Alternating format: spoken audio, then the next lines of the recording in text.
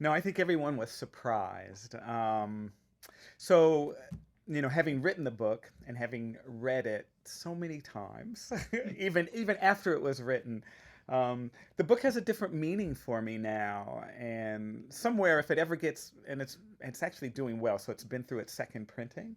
But if I ever get to print it again, I want to put an author note in there because I think what I've really got out of the book, which I think is an important thing for people to know, is that if you were reading the book, I think the most important thing for people to know is that our greatest freedom is the ability to choose how we respond to adversity.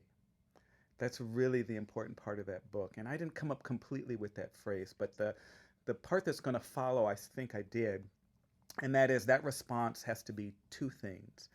Number one, it has to be thoughtful. And the reason why it needs to be thoughtful is it shouldn't be that knee jerk, hurt child emotional response. We're human, so we should be emotional. There's nothing wrong with being emotional. But if your response is thoughtful, then hopefully it will be received well. And you would have thought through not only how you feel, but maybe how other people feel as well. And then the other thing your response needs to be is it needs to be authentic. And the reason why it needs to be authentic is because that's the only way the world will know who to love.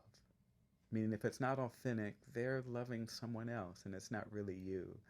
So, when I did that at the end of that speech, which happens at the end of the book, I needed to do those things. I needed to express that that was our greatest freedom to choose how we respond. And I wanted to respond thoughtfully. And I also wanted to respond authentically. And so that's really what the book does. So, and it does it in a very unique way, but that's sort of the main message I want that book to show as it goes out in the world.